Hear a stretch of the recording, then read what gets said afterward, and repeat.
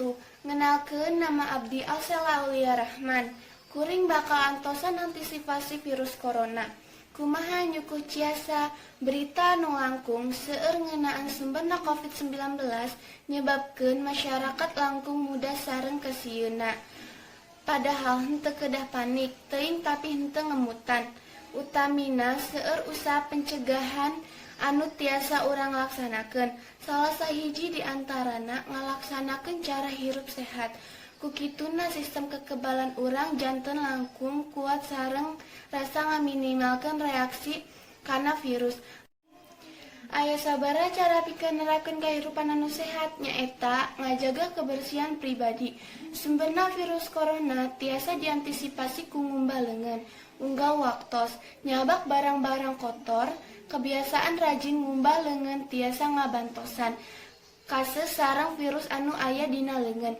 Nyeuseul leungeun anjeun rasa nganggo sabun atanapi cairan anu ngandung alkohol. Sapartos penyusunan, coba oge nganggo cai anu ngajalankeun. Ngumbah leungeun anjeun rutin sapados kana sareng virus atau tiasa lengke sumberna tiasa dieureunkeun. Jaga lingkunganna.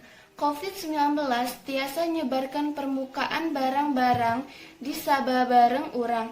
Janten usaha penyegahan ku hiji ngabersihkeun unggal permukaan, unggal dinten anu ngumbah leungeun anjeun rutin supados kuman sareng virus anu tiasa lengket sumberna tiasa dieureunkeun. Jaga lingkunganana. COVID-19 tiasa nyebarkan permukaan barang-barang di sabunderan urang. Janten usaha pencegahan hiji ngabersihkeun unggal permukaan, unggal dinten anu sengaja disentuh ku panangan langsung. Sapertos headless panto, switch lampu sareng permukaanna. Anggo ngabasmi caca anataping ngusap pikeun ngabersihkeun tempat ieu.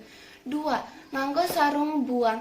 Bari bebersih sareng disinfecting permukaan sareng tuang. Ngabersihkeun ku pembersih rumah tangga sareng disinfektan anu cocok pikeun permukaan. 3. Nganggo ngabersihkeun ngabodaskeun pikeun ngabersihkeun lantai. Disarankeun make campuran ngabodaskeun cina cai pikeun ngabersihkeun atanapi sareng kamar mandi. Ati-ati nganggo ngabodaskeun di lantai kai. Anjeun tiasa nganggo campuran cuka bodas sareng pikeun lantai kai. 4. Pikeun permukaan lemes sapartos karpet. Karpet sareng langsir, micen sadaya barang dina hal eta sareng ngabersihkeun ku panyayan anu luyu.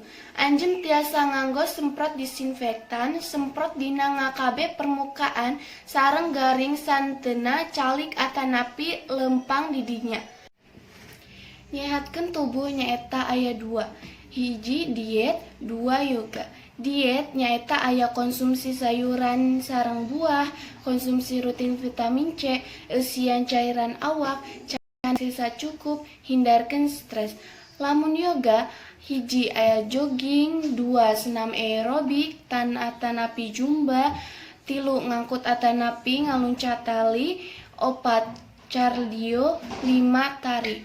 Sekian dari abdi, hatur nuhun atas perhatianna. Wassalamualaikum warahmatullahi wabarakatuh.